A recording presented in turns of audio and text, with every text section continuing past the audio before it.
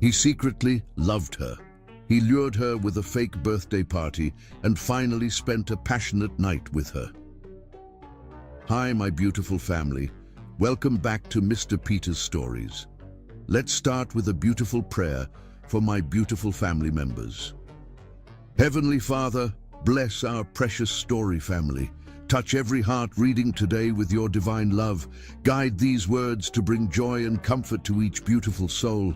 Thank you for uniting us through these stories. Amen. My dearest readers, how are you today? My heart is overflowing with joy to be with you again. With my beloved wife Binta by my side, we're blessed to share another story filled with pure love and emotion. Binta has been teasing me about gaining only 50 new family members in 24 hours. But my precious readers, are you happy with my work? Have our previous stories touched your hearts? For our new family members joining us today, how did you find our loving community? If our stories bring warmth to your hearts, please share your feelings by commenting, "We are happy and satisfied." Your love and support mean everything to us. My beautiful family, how was our last story? Did it touch your soul? I pour my heart into each tale, hoping to bring joy and love to your lives. Now let us embark on today's journey together, a story crafted with pure love and deep emotions, just for you, my precious readers. With endless love and gratitude, Mr. Peter and Binta. The morning sun painted Chicago's skyline in shades of amber and gold, transforming the city's glass towers into burning pillars that stretched toward the heavens. From the 47th floor of Lawson Enterprises, Mabel Sawyer stood transfixed by the view, her slender fingers resting against the floor-to-ceiling window. 3 years as executive assistant to Bentley Lawson, and still, this view made her heart skip a beat. The early morning light caught the subtle highlights in her dark hair, creating a halo effect that would have taken any observer's breath away. But at 6:45 a.m., the office floor was empty save for her, just as she preferred it. These quiet moments before the chaos of the corporate world descended were her sanctuary. Mabel's reflection in the glass showed a woman who commanded attention without seeking it. Her charcoal pencil skirt and cream silk blouse spoke of understated elegance, while her natural hair was styled in a sophisticated crown of braids that added height to her already impressive stature. At 28, she carried herself with the confidence of someone a decade older, earned through years of proving herself in rooms where she was often the only woman of color. The gentle hum of the climate control system was interrupted by the distinctive ding of the executive elevator. Mabel didn't need to turn around to know who it was. Only 2 people had access to that elevator at this hour, and she was one of them. The other was Bentley Lawson himself. His footsteps, measured and purposeful, echoed across the marble floor. Handmade Italian leather shoes, she knew without looking. Bentley had a weakness for fine craftsmanship, something she'd learned early in her tenure when he'd tasked her with finding a replacement for his favorite cobbler who'd retired to Tuscany. "Miss Sawyer." His voice, deep and controlled, carried across the space between them like warm honey. Now she turned, a practiced smile gracing her features. Bentley Lawson stood in his office doorway, every inch the powerful CEO. His charcoal Tom Ford suit was impeccable, custom-tailored to his athletic frame. At 35, he was youngest CEO in Chicago's financial district, having built Lawson Enterprises from a modest family business into a global powerhouse. "The Jensen merger files?" he inquired, though his eyes seemed to be studying something in her face that had nothing to do with merger documents. "Already on your desk, Mr. Lawson," she replied, moving toward her own desk with practiced grace, "along with the quarterly projections you requested and the initial reports from the Singapore expansion team." She met his gaze steadily, professional as always, though something in her chest fluttered when their eyes locked. "I also took the liberty of rescheduling your lunch with Senator Harrison," she continued, settling into her ergonomic chair. His office called late last night about an emergency session on the Hill. I moved him to next Thursday and arranged for Chef Marcus to cater in your private dining room instead of the club. The senator's aide mentioned he's been craving authentic Italian. A ghost of a smile played at the corners of Bentley's mouth. You never cease to amaze me, Miss Sawyer. Just doing my job, Mr. Lawson. But they both knew it was more than that. In 3 years, Mabel had become indispensable, anticipating needs before they arose, solving problems before they fully formed. She'd transformed his chaotic world into ordered perfection, with an efficiency that bordered on miraculous. What she didn't see was how his hands clenched behind his back as he stood there, how the muscles in his jaw worked as he fought to keep his voice neutral. For 2 years, Bentley had watched her excel at everything she touched, had witnessed her quiet strength and fierce intelligence. And for 2 years, he'd been falling deeper into an impossible love that threatened to shatter the careful professional distance between them. The board meeting starts in 45 minutes, Mabel reminded him, pulling up his schedule on her dual monitors. Would you like me to brief you on the updated agenda? Bentley nodded, following her into his office. The space was a testament to power and taste, all clean lines and modern furniture, with abstract art worth millions adorning the walls. But lately, he found himself increasingly distracted by her presence in this room, by the way she moved through his space with such confidence and grace. As she began her briefing, her voice clear and precise, Bentley found himself studying the way the morning light played across her features. She had a small freckle just below her left ear that appeared darker in certain lights. He'd noticed it 8 months ago during a late-night strategy session, and now he couldn't seem to forget its existence. Mr. Lawson, Mabel's voice pulled him from his thoughts. Did you hear what I said about the pension fund allocation? Sorry, Ms. Sawyer. Would you repeat that? He ran a hand through his dark hair, a rare gesture of discomposure. She tilted her head slightly, concern flickering across her features. Are you feeling all right? You seem distracted lately. Should I call Dr. Princeton for your annual physical? The genuine care in her voice made his heart constrict.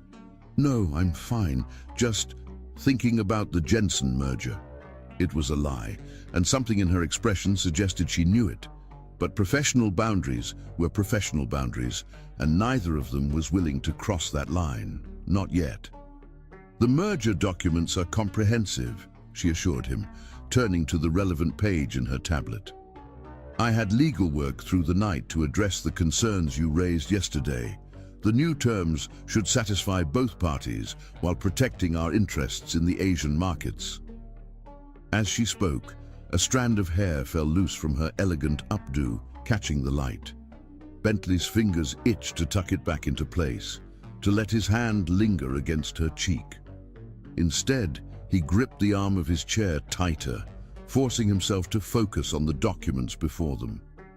The morning continued in this dance they'd perfected over the years, professional, efficient, and beneath the surface, charged with an electricity neither dared acknowledge. They moved through merger details, quarterly projections, and market analyses with practiced ease, their minds in perfect sync on business matters while their hearts beat an entirely different rhythm. At 7:30, other executives began filtering onto the floor. The spell of their private morning world began to break as voices filled the outer office and phones started ringing. Mabel rose from her seat across from his desk, gathering her materials with efficient movements. One more thing, she said, pausing at the door. The charity gala next weekend? The planning committee requested your input on the seating arrangements. Apparently, there's some concern about placing the governor's wife next to the mayor's husband after last month's social media incident. Bentley suppressed a smile. Only Mabel would be aware of such potentially disastrous social dynamics. What would you suggest? I've drafted 3 alternative arrangements, she replied, pulling up the diagrams on her tablet. This one maintains all the necessary power dynamics while keeping potentially volatile personalities at opposite ends of the room. He studied the seating chart she presented, but found himself more captivated by the subtle scent of her perfume. Something elegant and understated, with notes of jasmine and vanilla. It was the same fragrance she'd worn since her first day, and he'd come to associate it with competence and quiet strength. "Perfect, as usual," he managed, forcing his attention back to the task at hand. "Go with your recommendation." She nodded, professional mask firmly in place. "Very good, Mr. Lawson. The board members are beginning to arrive. Shall I have Isabella bring in coffee service?" "Please." He stood, buttoning his suit jacket in one smooth motion. As she turned to leave, he added, "Ms. Sawyer?" She paused, looking back over her shoulder. "Yes, Mr. Lawson?" For a moment, he almost broke, almost let the walls come crashing down to tell her everything he'd been holding back. How her brilliance left him in awe. How her quiet strength had become the foundation his world built itself upon. How he'd learned to measure his days by her presence and his nights by her absence. Instead, he said, "Excellent work, as usual." A small smile touched her lips, genuine but guarded. "Thank you, Mr. Lawson." As she left his office, Bentley turned to face the windows, trying to regain his composure. The Chicago skyline stretched before him, a testament to power and ambition. He'd conquered this concrete jungle, built an empire that spanned continents. But standing in his tower of glass and steel, watching Mabel's reflection move efficiently through the outer office, he felt like the biggest fool in the city. Because for all his power, all his wealth, all his carefully cultivated control, he couldn't find the courage to bridge the gap between himself and the one person who made his success mean something. Instead, he stood in his glass tower, watching her through windows and reflections, loving her silently while the city woke around them. The board members would arrive soon, and they would discuss mergers and acquisitions, market strategies and global expansion. But in these quiet morning moments, Bentley Lawson, the powerful CEO of Lawson Enterprises, was simply a man watching a woman he couldn't have, shouldn't want, and absolutely couldn't stop loving. The morning sun continued its ascent, and another day began in the glass tower, full of unspoken words and carefully maintained distances, of professional excellence and personal longing, of two hearts beating in sync, while their owners pretended not to notice. And through it all, Chicago sprawled beneath them. A city of possibilities and missed chances, of power and vulnerability, of love hidden behind glass walls and corporate masks. Chapter 2. Unspoken. The executive dining room at Lawson Enterprises occupied the entire west wing of the 46th floor, offering panoramic views of Lake Michigan. At 2 in the afternoon, most executives had returned to their offices, leaving the space in hushed tranquility. Bentley Lawson sat at his usual corner table, barely touching the expertly prepared salmon before him, his attention fixed on a table across the room. Marcus Chen, his VP of Operations and oldest friend, followed Bentley's gaze to where Mabel sat with a group of department heads. She was leading what appeared to be an informal strategy session, her tablet propped against a water glass as she gestured elegantly to emphasize a point. Even from this distance, her natural authority was evident in the way the others leaned in, hanging on her every word. "You're staring again," Marcus observed, cutting into his steak with surgical precision. The afternoon sun caught his silver temples, evidence of 15 years in the corporate battlefield alongside Bentley. Bentley forced his attention back to his untouched meal. "I don't know what you're talking about." "Please." Marcus set down his cutlery, fixing his friend with a knowing look. "I've known you since Stanford. You've never been able to lie worth a damn, at least not to me. Every lunch for the past month, you've barely touched your food because you're too busy watching her like some lovesick teenager. Keep your voice down, Bentley hissed, though no one was within earshot. The great Bentley Lawson, Marcus continued undeterred, the man who closed the Singapore merger without breaking a sweat. The shark who outmaneuvered the Peterson Group in the middle of a market crash, and he can't tell his assistant he's in love with her. He shook his head, a mixture of amusement and exasperation in his expression. You're pathetic. Bentley's jaw clenched, the muscle ticking beneath his skin. It's not that simple, Marcus. You know it isn't. Enlighten me. She's brilliant. Bentley's voice dropped lower, intense despite its softness. Harvard Business School, top of her class. She could run her own company, probably better than half the CEOs I know. She's not just some assistant. If I tell her how I feel, best case scenario, I lose the most competent executive assistant I've ever had. Worst case, he ran a hand through his dark hair. She thinks I'm another CEO preying on his employees. Across the room, Mabel's laugh carried over, warm and genuine. Bentley's hand tightened on his water glass. So instead, Marcus said slowly, you're going to pine away like a teenager who can't work up the courage to ask someone to prom. The Bentley I know doesn't hide from challenges. The Bentley you know has never faced this particular challenge. He loosened his tie slightly, a rare gesture of discomfort. You didn't see her face last week when Richardson made that comment about women in the boardroom. The contempt in her eyes. She's fought twice as hard to be taken seriously in this world. One wrong move from me and I destroy everything she's built. Marcus leaned back, studying his friend. Have you considered that maybe you're not giving her enough credit?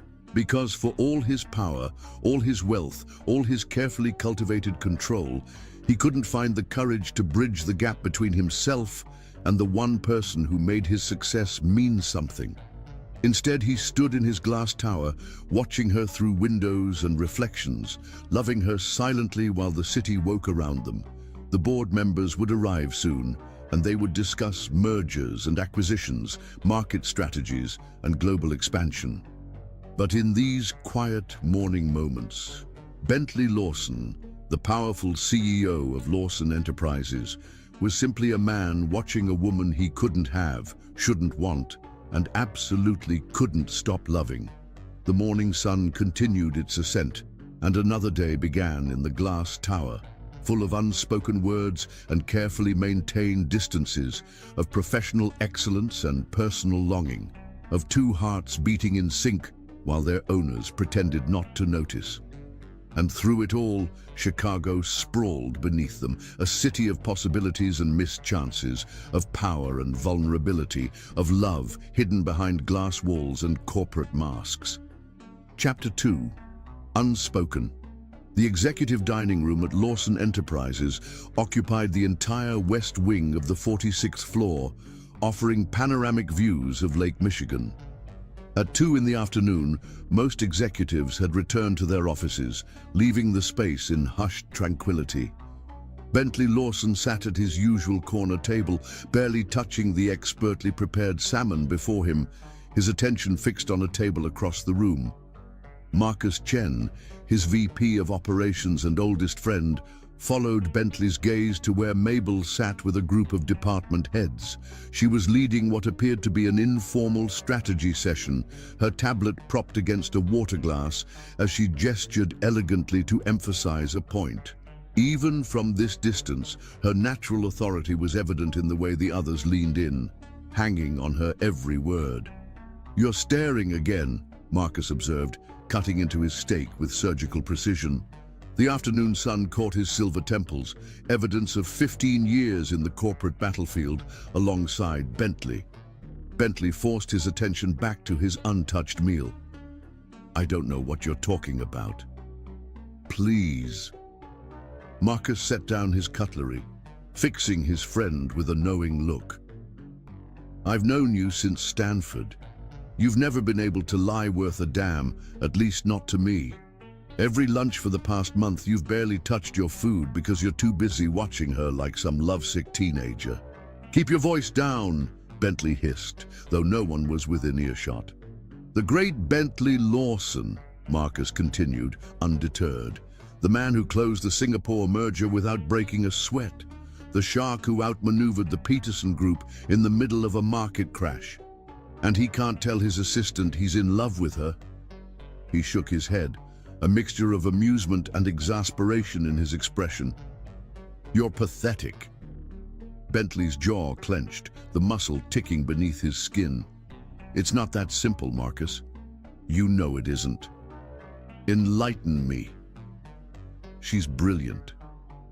Bentley's voice dropped lower, intense despite its softness. Harvard Business School, top of her class. She could run her own company, probably better than half the CEOs I know. She's not just some assistant. If I tell her how I feel, best case scenario, I lose the most competent executive assistant I've ever had. Worst case, he ran a hand through his dark hair. She thinks I'm another CEO preying on his employees.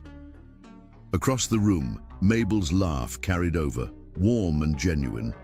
Bentley's hand tightened on his water glass.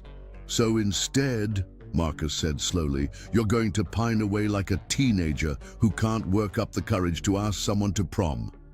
The Bentley I know doesn't hide from challenges. The Bentley you know has never faced this particular challenge. He loosened his tie slightly, a rare gesture of discomfort.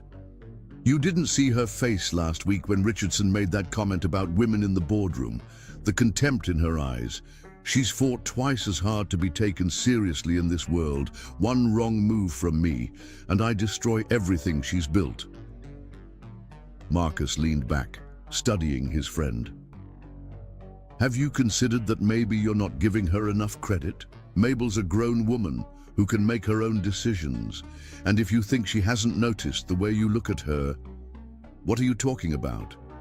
For someone so brilliant at reading market trends, you can be remarkably blind. Marcus gestured subtly with his fork. Watch her when she thinks no one's looking. Before Bentley could respond, the click of heels on marble announced Mabel's approach. She moved with her characteristic grace, tablet tucked against her chest, every inch the consummate professional. Mr. Lawson, she said, her voice carrying that slight musical lilt that seemed more pronounced when she was pleased about something. The London office is on the line. They're saying it's urgent, something about the Westminster property acquisition. Bentley stood, straightening his tie with practiced movements. Thank you, Ms. Sawyer. I'll take it in my office. He nodded to Marcus. We'll continue this discussion later. I'm sure we will, Marcus replied, not bothering to hide his knowing smile. As Bentley strode toward the elevator, Mabel efficiently gathered his untouched lunch plates. Should I have Isabella send up something lighter to your office, Mr. Lawson? You've barely eaten all week.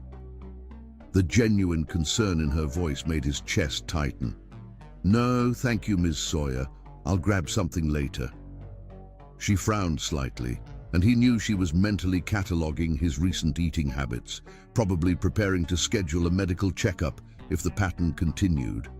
Always 3 steps ahead, his Mabel. Except she wasn't his, could never be his. The elevator arrived with a soft chime, and Bentley stepped in, forcing himself not to look back. If he had, he might have seen what Marcus noticed. The way Mabel's professional mask slipped for just a moment as she watched him leave. The longing in her dark eyes, the slight tremor in her hands as she gathered his plates. Marcus watched this familiar dance with growing frustration. He'd known Bentley since their first day at Stanford, had watched him build an empire from his family's modest real estate business. He'd seen his friend take incredible risks in business, trust his instincts when every analyst said he was wrong. But this careful dance of denial and desire was slowly eating away at both of them. Ms. Sawyer, Marcus called out as Mabel turned to leave. A moment, if you would? She approached his table with perfect professionalism, though her eyes darted briefly to the elevator where Bentley had disappeared. "Yes, Mr. Chen, how can I help you?" "Join me?" He gestured to the empty chair. "There's something I'd like to discuss about the Asian market expansion." For a moment, he thought she might decline. Her schedule was typically packed tighter than a congressional hearing. But after a brief hesitation, she sat, arranging herself with that innate elegance that seemed to follow her every movement. "I've been reviewing the preliminary reports," she began, but Marcus held up a hand. "This isn't about business, Mabel. At least, not the kind that shows up on quarterly reports." She stilled, her expression carefully neutral. "I'm not sure I understand, Mr. Chen." "Marcus, please, we've worked together for 3 years." He studied her face, seeing now what his friend saw, the quiet strength, the sharp intelligence behind those expressive eyes. "How long are you two going to keep this up?" "I'm afraid I don't follow." "You're both brilliant people," Marcus said quietly, "but watching you dance around each other is becoming painful. Someone needs to make the first move, and we both know it won't be him." A flash of something, pain, longing, crossed her features before being smoothly concealed. "Mr. Chen, Marcus, I think there's been a misunderstanding. Mr. Lawson and I have a purely professional relationship.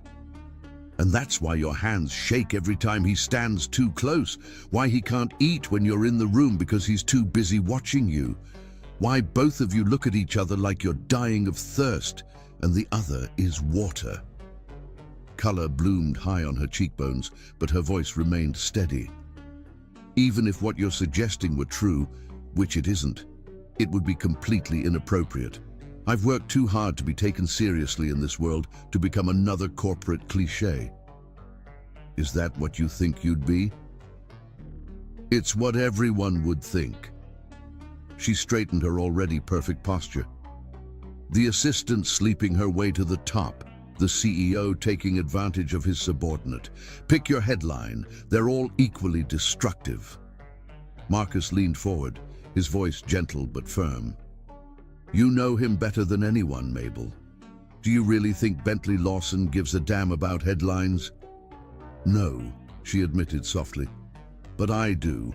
Because every woman who comes after me, every minority fighting to be taken seriously in the corporate world, they'll all be affected by the choices I make. Sometimes personal happiness has to take a back seat to the bigger picture. And if the bigger picture includes 2 people denying themselves a chance at happiness because they're both too noble for their own good."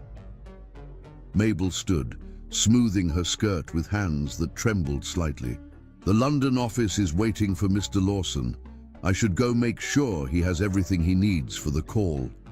"Of course." Marcus watched her gather herself, the professional mask sliding back into place. "Just remember, Mabel, sometimes the bravest thing we can do is admit what we want." She paused, looking down at him with those intelligent eyes. "What we want isn't always what's right, Marcus. You of all people should understand that." As she walked away, her heels clicking a precise rhythm on the marble floor, Marcus shook his head. 2 brilliant people, both too honorable, too concerned with doing the right thing to see that sometimes the right thing and the heart's desire could be one and the same. The afternoon sun continued its arc across the Chicago sky, painting shadows through the dining room's windows. Below, the city hummed with life and commerce, oblivious to the quiet drama playing out in its glass towers. And somewhere 46 floors up, 2 hearts beat in syncopated longing, while their owners maintained their careful distance, each believing they were protecting the other from something that might actually save them both. Marcus finished his lunch in thoughtful silence, watching the play of light and shadow across the lake. He'd seen his friend weather market crashes and hostile takeovers, had watched him build an empire with nothing but guts and brilliance. But this careful dance of denial between 2 people so obviously meant for each other, this might be what finally brought the great Bentley Lawson to his knees. The question was, when they finally stopped dancing around each other, would it be too late? Or would it be the beginning of something even greater than the empire they'd built together?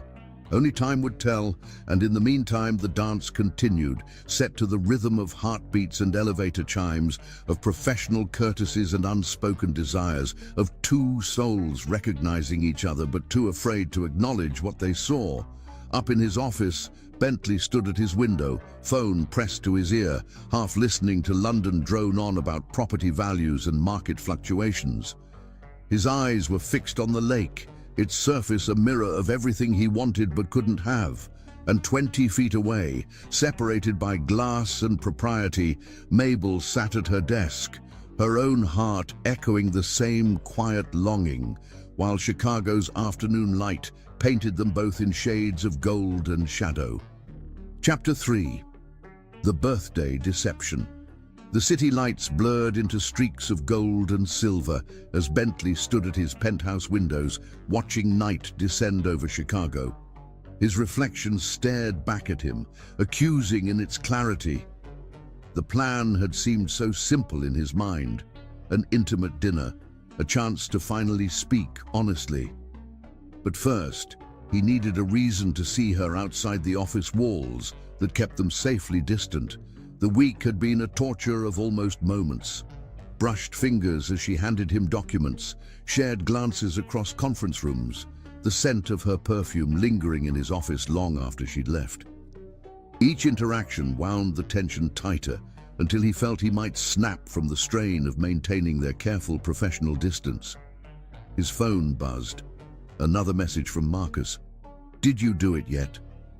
Bentley's jaw clenched as he typed back, "Working on it." The response was immediate. Coward. He couldn't argue with that assessment. Here he was, the man who'd built a billion-dollar empire, afraid to have an honest conversation with the woman who'd become the center of his world. The irony wasn't lost on him. The penthouse felt cavernous in its emptiness, the modern furniture and expensive art doing nothing to warm the space. But in his mind's eye, he could see her here, Mabel's warmth filling these rooms, her laugh echoing off the high ceilings, her presence making this sterile showcase finally feel like home.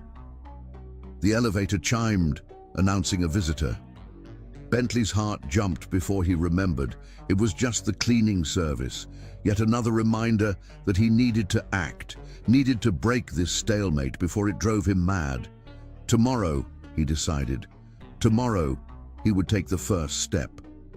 The morning arrived with Chicago's typical autumn crispness, the lake breeze carrying hints of winter's approach. Bentley arrived at the office earlier than usual, knowing Mabel would already be there. She always was. He found her at her desk, illuminated by the rising sun. She wore deep burgundy today, the color rich against her skin, and her hair was swept up in one of those elegant styles that made his fingers itch to discover how it would fall loose around her shoulders. "Ms. Sawyer," he called, proud of how steady his voice remained, despite the hammering of his heart. She looked up, that professional smile in place. "Good morning, Mr. Lawson. You're in early. The Barrett proposal isn't due until next week. Actually, I wanted to discuss something else." He moved closer to her desk, fighting the urge to fidget with his tie. "I'm hosting a small gathering at my penthouse this Saturday." Interest flickered in her eyes. In 3 years, he'd never hosted a personal event. "Oh, a birthday celebration for my niece." The lie tasted bitter, but he forced himself to continue. "Would you mind helping with the arrangements?" Mabel's face lit up with genuine warmth, and guilt twisted in his stomach. "Of course, Mr. Lawson. I didn't realize you had a niece. How old is she?" 16. Another lie. He didn't have a niece, had no siblings to give him one. Each falsehood felt like a betrayal of the trust they'd built. She was already pulling up her tablet, efficiency personified. "I'll handle everything." "What's her name? Any particular interests we should incorporate into the theme?" The questions he should have anticipated. "Alexandra," he said, the name coming from nowhere. She's interested in art, photography, specifically. Mabel nodded, making notes. We could incorporate that into the decorations, perhaps a gallery wall of her work.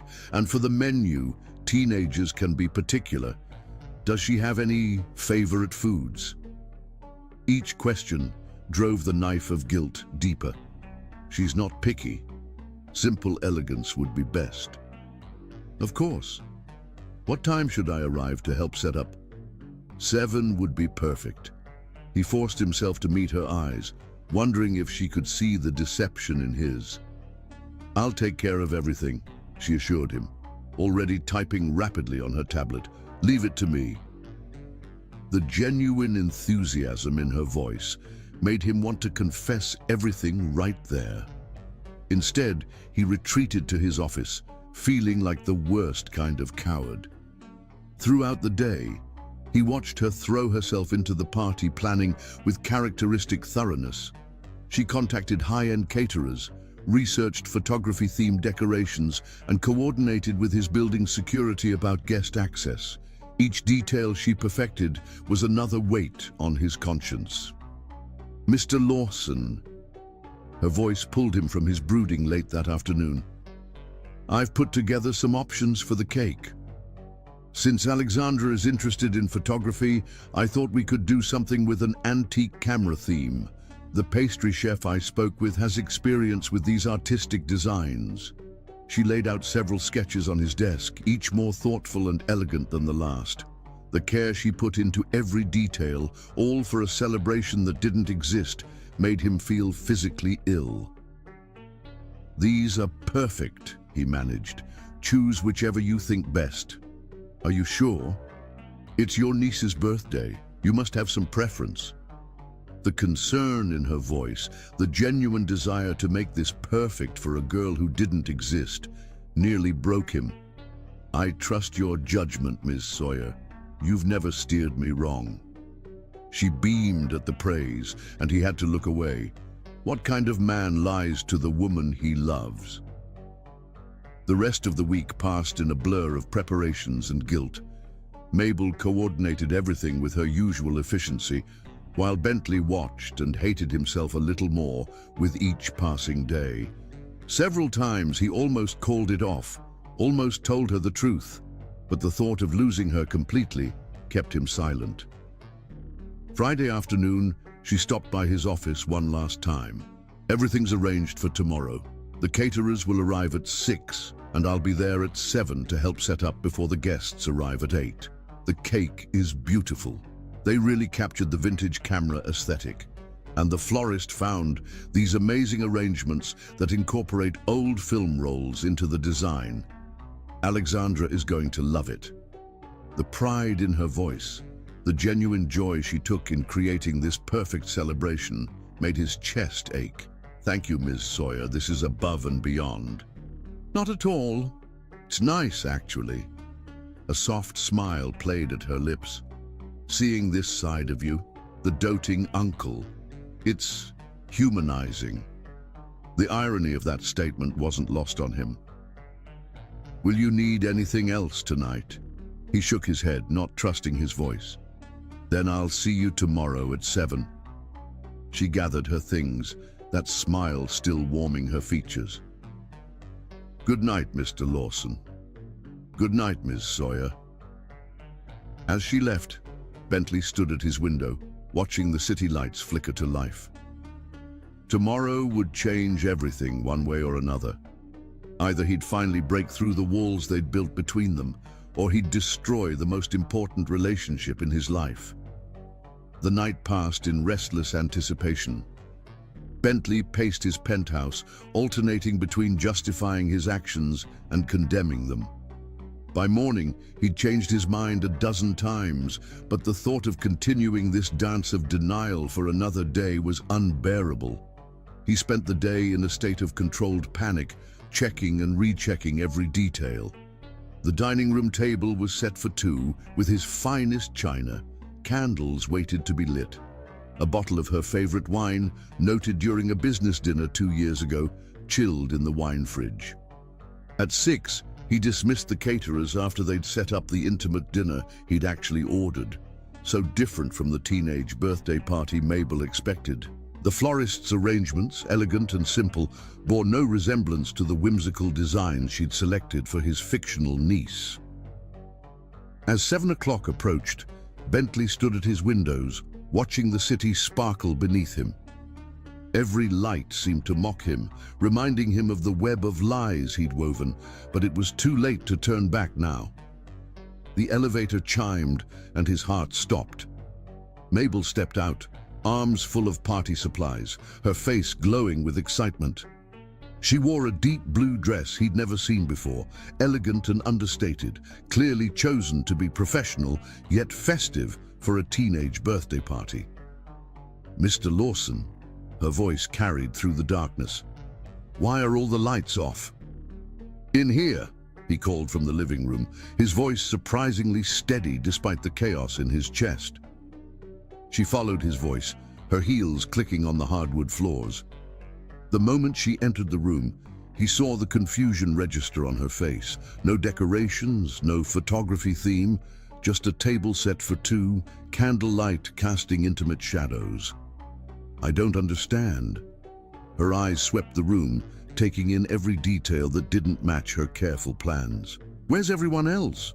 The caterers, the cake." A pause. "Your niece." The moment of truth had arrived. Bentley forced himself to meet her gaze. "I don't have a niece, Mabel." The use of her first name made her inhale sharply. The party supplies slipped from her grasp, hitting the floor with a soft thud that echoed in the silence. "What is this?" Her voice was barely a whisper. "The truth?" He stepped closer, close enough to see the confusion and something else, hurt, anger in her eyes. "I'm a coward who couldn't find the courage to simply ask you to dinner." The silence that followed was deafening, filled with 3 years of unspoken words and carefully maintained distances. Chicago's lights twinkled beyond the windows, oblivious to the drama unfolding in the glass tower above them, while two hearts beat in synchronized fear of what would come next. Chapter 4. The Empty Penthouse.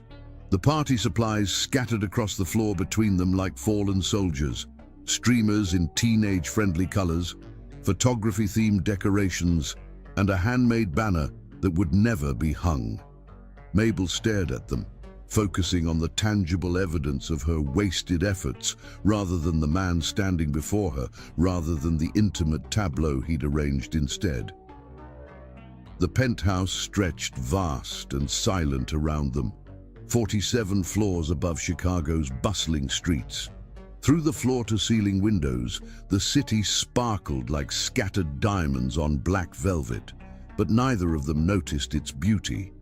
The space between them crackled with tension, with 3 years of carefully maintained professional distance suddenly shattered by this deception. "Mr. Lawson?" Her voice wavered slightly, the professional title a shield she clung to. "Bentley," he corrected softly. "I think, given the circumstances, we can drop the formalities." She shook her head, taking a step backward. Her heel caught one of the fallen streamers, and she had to catch herself against the wall. The momentary loss of composure seemed to anger her more than his deception. "The circumstances?" A bitter laugh escaped her. "You mean the circumstances where you lied to me? Created an elaborate fiction about a niece who doesn't exist? Had me spend an entire week planning a party that was never going to happen?" Each question landed like a physical blow, but Bentley forced himself to stand his ground. "Yes." "Why?" Such a simple question, demanding such a complicated answer. He moved toward the windows, needing the distance to think clearly. The city spread before him, a testament to power and possibility, yet he'd never felt more powerless than in this moment. "Because every time I tried to find the right words, they slipped away," he finally said. "Because every morning I walked into that office planning to tell you how I felt, and every evening I left, having failed again. Because the thought of losing you completely was worse than the torture of having you at arm's length. So you chose deception instead. The hurt in her voice cut deeper than anger would have. 3 years, Mr. Lawson. 3 years I've defended you to everyone who said you were just another entitled CEO. He's different, I said. He has integrity. The echo of her earlier words to Marcus twisted in his chest. I do have integrity, Mabel.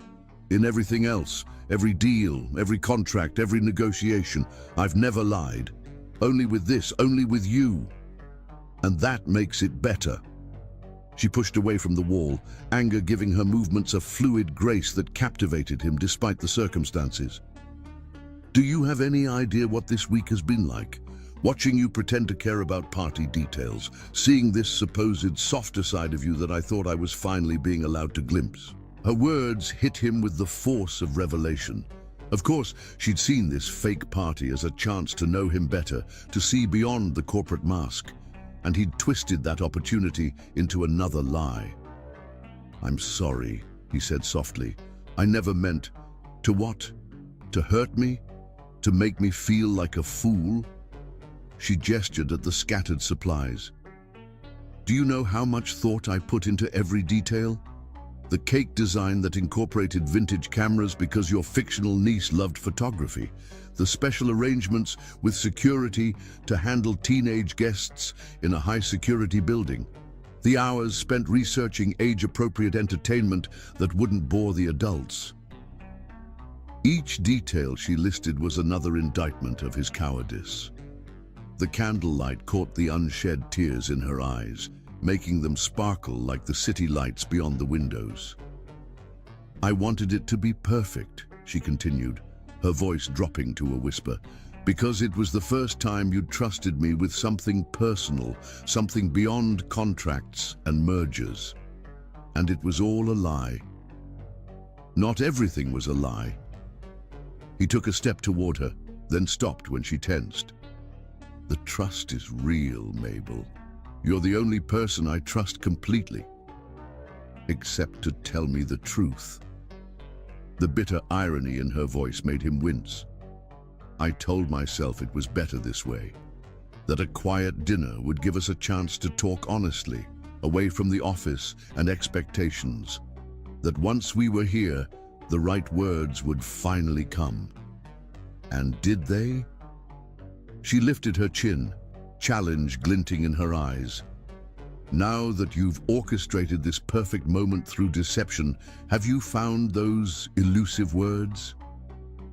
The city hummed below them, a distant symphony of life and movement that contrasted sharply with the frozen tableau in the penthouse.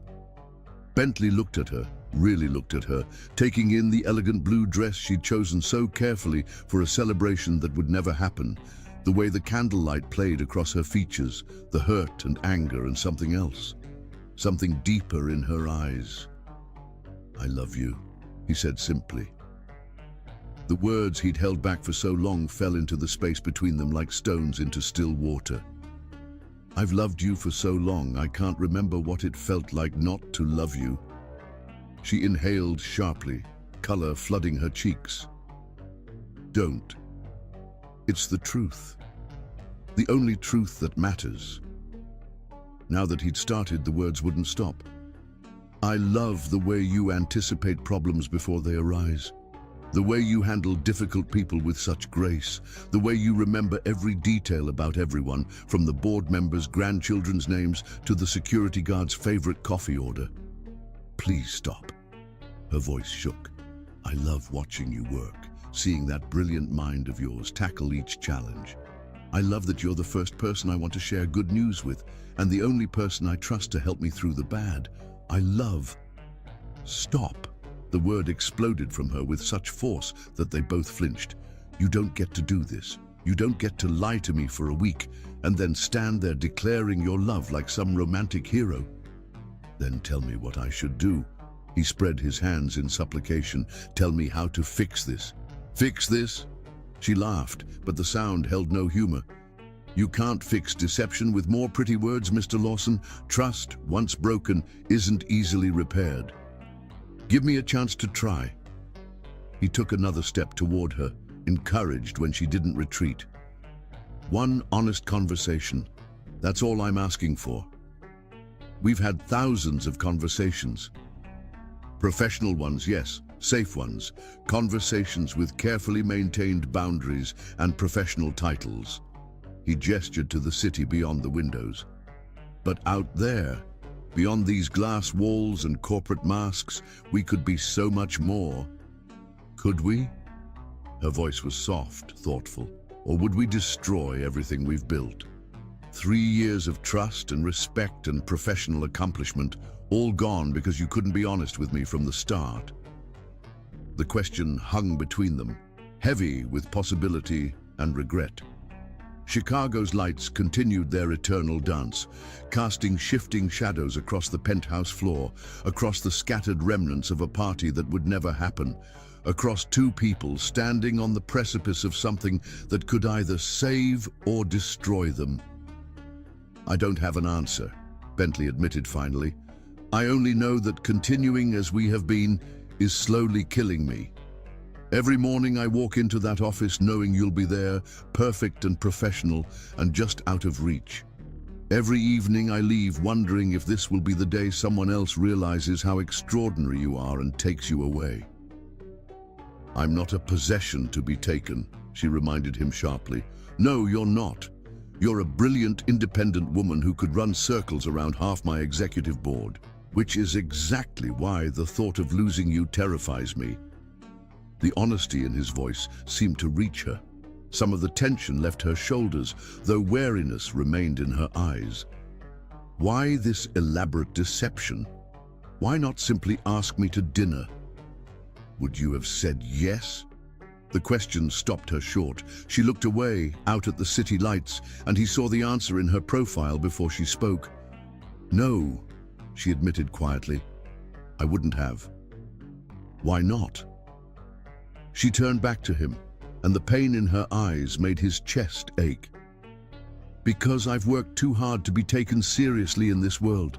Because the moment people found out, every promotion, every achievement would be questioned. She slept her way to the top. The whispers have already started just because you treat me with respect. Since when do you care what people whisper? The question seemed to catch her off guard. She moved to the windows, placing one hand against the glass, as if trying to draw strength from the city below. Since I fell in love with my boss and couldn't trust myself to make rational decisions anymore. The confession hung in the air between them, unexpected and explosive. Mabel's eyes widened as if she couldn't believe the words had escaped. She pressed her hand to her mouth, but it was too late. The truth was out, floating in the candlelit penthouse like a living thing. Bentley felt as if all the air had been sucked from the room. He stared at her reflection in the window, at the mixture of vulnerability and defiance in her expression, and felt the world shift beneath his feet. The city continued its eternal dance below them, oblivious to the drama unfolding in the glass tower above. Two hearts beat in synchronized fear and hope, while the scattered party supplies lay forgotten on the floor, silent witnesses to a deception that had somehow led to truth. Chapter 5. Confrontation. The confession hung in the air like suspended crystal, fragile and sharp-edged. Through the floor-to-ceiling windows, Chicago's lights blurred and refocused, matching the chaos in Mabel's heart. She hadn't meant to say those words, hadn't meant to ever speak that truth aloud, yet here it was, impossible to take back. Slowly, deliberately, she turned from the window to face Bentley. His expression was unreadable, a mix of emotions she'd never seen on his usually controlled features. The distance between them seemed both vast and microscopic, charged with 3 years of unspoken feelings. "Mabel," he started, taking a step toward her. "Don't." She held up a hand, needing distance to think clearly. The party supplies still scattered across the floor caught her eye, physical evidence of his deception. Anger surged back, a welcome shield against vulnerability. "You lied to me." Yes. He didn't try to deny it, and somehow that made it worse. Was any of it real? She gestured to the elegant table setting, the carefully chosen wine, the intimate lighting. Or was this all just another corporate strategy, another deal to be closed? The accusation hit home. She saw it in the way he flinched. How can you think that? How can I not? Her laugh was bitter, edged with hurt. You're Bentley Lawson. Everything you do is calculated, strategic. Why should this be any different? He ran a hand through his hair, messing up its usual perfect styling. You think I calculated this? You think I wanted to lie to you, to make myself sick with guilt every time you showed me another thoughtful detail for a party that would never happen? Then why did you? The question burst from her with more force than intended. Some kind of power play. Get your assistant alone in your apartment. The temperature in the room seemed to drop. Bentley's expression hardened, pain etching itself across his features. You think that's who I am? I don't know who you are anymore. Her voice shook despite her efforts to control it. 3 years, I've defended you to everyone who said you were just another entitled CEO. He's different, I said. He has integrity. She wrapped her arms around herself, suddenly cold despite the warmth of the penthouse. I guess they were right after all. Is that really what you believe? He moved closer, his presence magnetic even in her anger. After everything we've been through together, everything we've built, you think I'm just another corporate predator? I don't know what to believe anymore. She turned back to the window, using the city lights to ground herself. You created an elaborate lie just to get me here. How am I supposed to trust anything you say now? Look at me. His voice was soft, but commanding. When she didn't move, he tried again. Please, Mabel. Look at me. Slowly she turned. He stood closer than she'd realized, close enough that she could see the flecks of gold in his eyes, the slight stubble on his jaw that spoke of a long day. You want truth? His voice was raw, stripped of its usual polish. I've spent 2 years trying to find the right way to tell you how I feel. 2 years watching you excel at everything you touch, making my chaotic world run with perfect precision. 2 years falling deeper in love with your brilliant mind and beautiful heart. Don't, she started, but he pressed on. I've drafted resignation letters a dozen times, thinking it would be easier to walk away than love you in silence another day. I've sat through board meetings unable to focus because you wear that blue dress that makes your eyes shine like sapphires. I've fought the urge to touch you every time you hand me a file, every time you lean over my desk to point out something in a report. Stop. Her voice cracked on the word. I can't stop. Not anymore. He reached for her hand and she let him take it, her fingers trembling against his. I love you, Mabel Sawyer. Inappropriately, completely, and with absolutely no strategic planning involved. The sincerity in his voice made her chest ache. It's not that simple. Why not? Because you're Bentley Lawson. She pulled her hand free, needing distance to think clearly. CEO of Lawson Enterprises, king of the Chicago business world. And I'm the most brilliant woman I've ever met. He cut her off. Harvard Business School graduate. The person who's kept my company running smoothly for 3 years. The woman who makes better strategic decisions before breakfast than most of my board members make all day. That's not how the world will see it. She gestured to the city beyond the windows. Out there, I'll just be another cliché, the secretary sleeping with the boss. Since when do you care what out there thinks? He stepped closer, his presence overwhelming. The Mabel Sawyer I know has never let anyone else's opinions dictate her choices. That was before, the words exploded from her, before I fell in love with you and had to question every decision, every interaction. Before I had to work twice as hard to prove I earned every promotion, every responsibility. Before I started dreading board meetings, because sitting across from you for hours, pretending you were just my boss, felt like dying by inches. The confession hung between them, raw and honest, in a way her earlier admission hadn't been. Bentley stared at her, something like wonder crossing his features. "You love me." His voice was barely a whisper. "Of course I love you, you impossible man." She threw up her hands in frustration. "How could I not? You're brilliant and driven and surprisingly kind when you think no one's looking. You remember every employee's birthday and pretend you don't. You donate millions to education programs in underprivileged areas, but refuse to let anyone publicize it. You..." Her words were cut off by his lips crashing into hers. For a moment she froze, caught between wanting to push him away and needing to pull him closer. Then his hands cupped her face with impossible gentleness, and all thoughts of resistance melted away. The kiss was everything she'd imagined and nothing like her dreams. It was coffee-flavored desperation and mint-tinged hope, 3 years of longing compressed into a single moment. His fingers trembled against her skin, betraying that the great Bentley Lawson was just as affected as she was. When they finally broke apart, both breathing heavily, the world seemed to have shifted on its axis. Chicago's lights sparkled beyond the windows, but they felt distant, unimportant, compared to the way Bentley was looking at her. "I'm sorry," he whispered, resting his forehead against hers.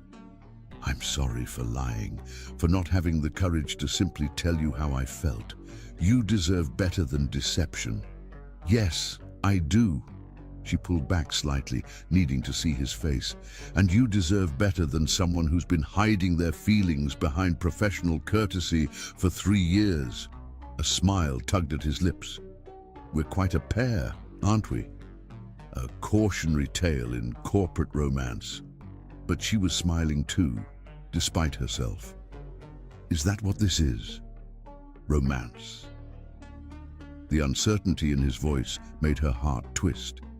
This was Bentley Lawson as she'd never seen him, vulnerable, unguarded, waiting for her answer, as if it held the key to his entire world. "I don't know," she admitted honestly. "I just know that I'm tired of pretending. Tired of maintaining professional distance when all I want is to be close to you. Tired of acting like my heart doesn't race every time you say my name." "Mabel," he breathed, and yes, there was that flutter in her chest. "But I'm also scared," she continued. "Scared of losing everything I've worked for. Scared of becoming another corporate gossip story. Scared of losing you completely if this goes wrong." He brushed a thumb across her cheek, catching a tear she hadn't realized had fallen. What if it goes right?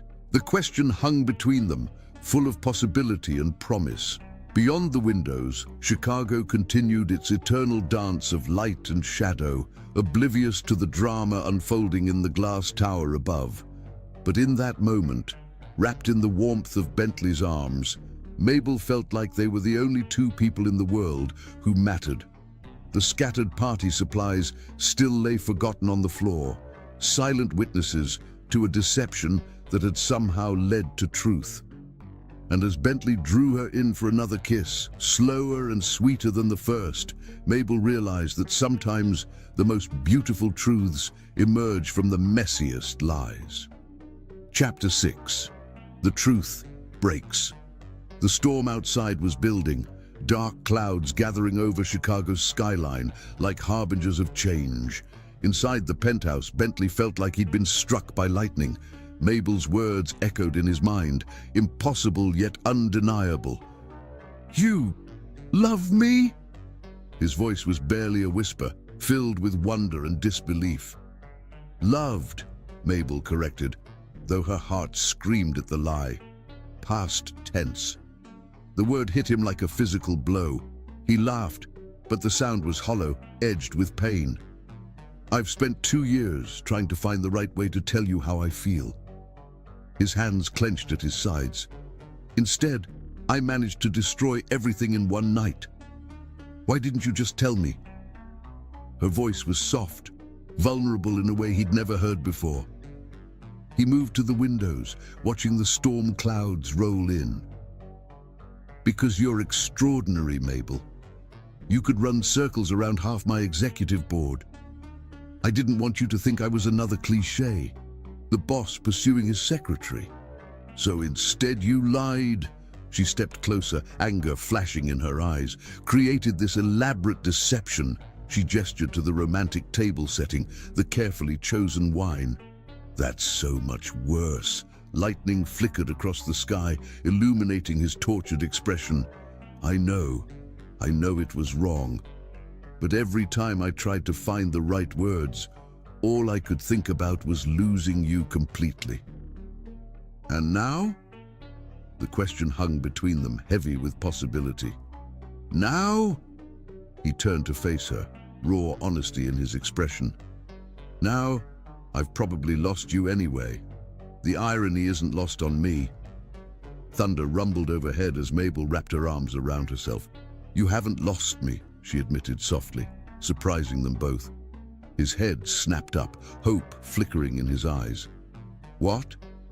"If I'm being honest, and apparently that's what we're doing now, you could never lose me completely." She moved to the windows, her reflection overlaying the stormy cityscape. "That's what terrifies me most. No matter what you do, no matter how angry or hurt I am, there's a part of me that will always belong to you." The confession hung between them, electric as the lightning outside. Bentley took a cautious step toward her. "Why does that frighten you?" "Because I've worked so hard to be independent, to stand on my own merits." She turned to face him, tears glistening in her eyes. "The thought of being so completely bound to another person, especially my boss, goes against everything I've built my life around." "You think loving someone makes you less independent?" "In our world, yes." She gestured to the city beyond the windows. "The moment anyone finds out about us, everything changes. Every promotion, every achievement will be questioned.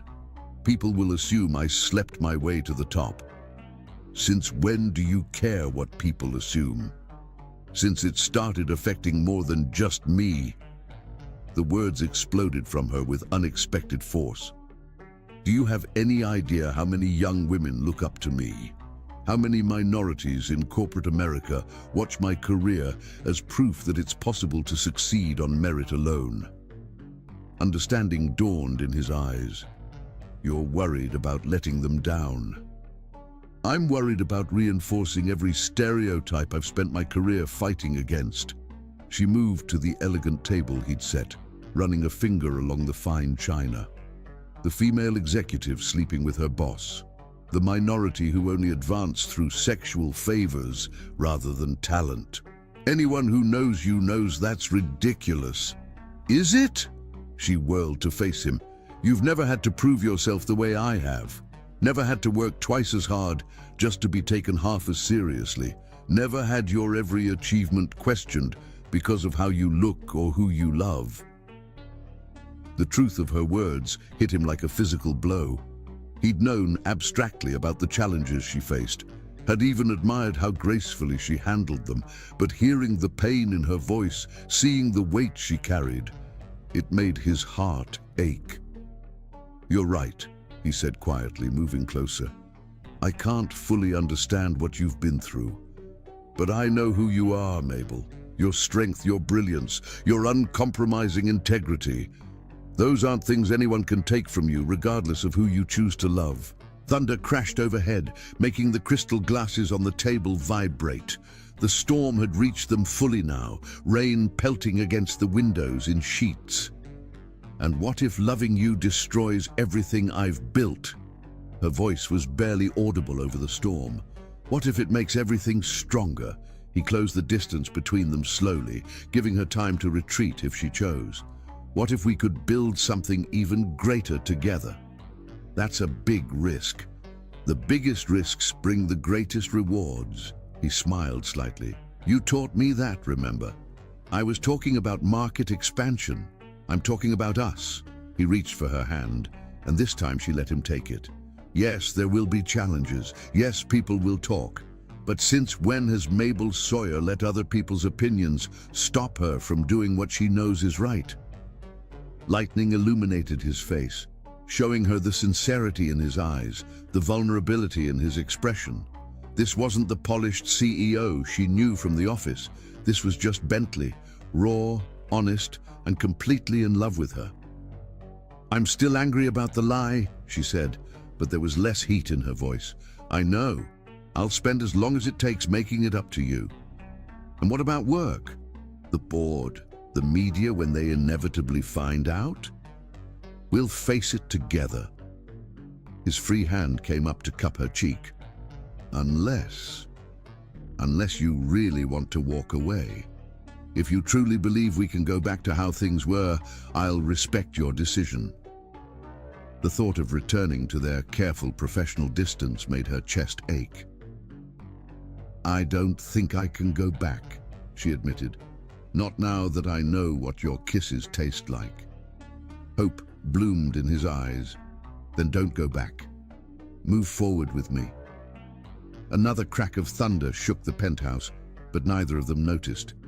They were lost in each other's eyes, standing on the precipice of something that could either save or destroy them both.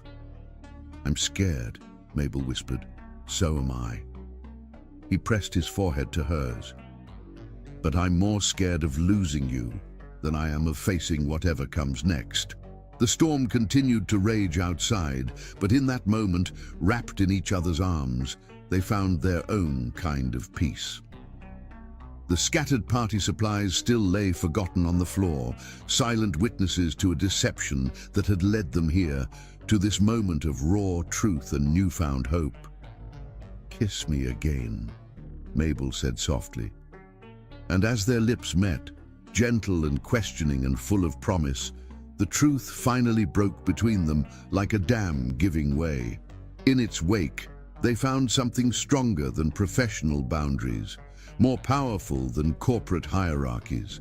They found each other wholly and completely, with all their flaws and fears and endless possibilities.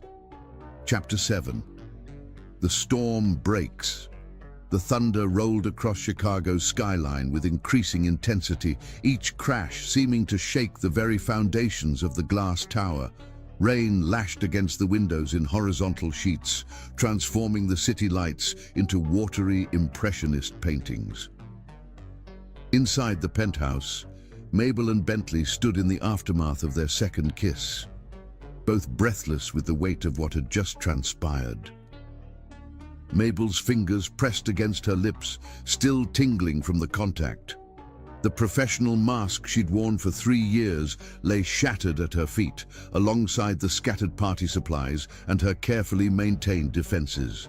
She moved to leave, needing space to think, to breathe, to process the seismic shift in their relationship. Bentley caught her arm, his touch gentle but insistent. "Let me go." "I can't." His voice was raw, stripped of its usual corporate polish. "I've spent 3 years letting you go, every single day. I'm done." Lightning flashed, illuminating the desperation in his eyes. Mabel pulled her arm free, anger flaring again. "You don't get to decide that." "Don't I get any say in this?"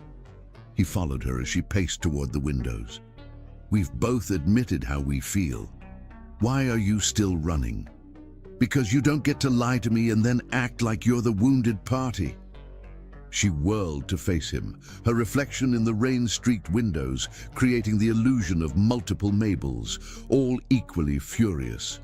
"You don't get to manipulate me into this situation and then demand I stay." Thunder cracked overhead, making the crystal glasses on the abandoned dinner table vibrate. Bentley ran a hand through his hair, frustration evident in every line of his body. "You're right. The deception was wrong. I handled everything wrong. But the feelings are real, Mabel. What's between us is real." "Is it?" She gestured to the elaborate setup around them. "Or is this just another corporate takeover? Another deal to be closed?" The accusation hit him like a physical blow. How can you think that? After everything we've been through together? Everything we've been through has been professional, is safe, bounded by corporate hierarchies and workplace protocols. She wrapped her arms around herself, trying to stop the trembling that had nothing to do with the storm outside. This is dangerous. Why? Because it's real. Because it forces us to acknowledge what we've both been feeling. Because it changes everything. The words exploded from her with unexpected force. The moment we cross this line, nothing will ever be the same. Every interaction, every decision, every promotion, it all becomes questionable. Lightning illuminated his face, showing her the pain her words caused. You think I'd ever compromise your professional standing? That I'd let anyone question your achievements? It doesn't matter what you'd let happen.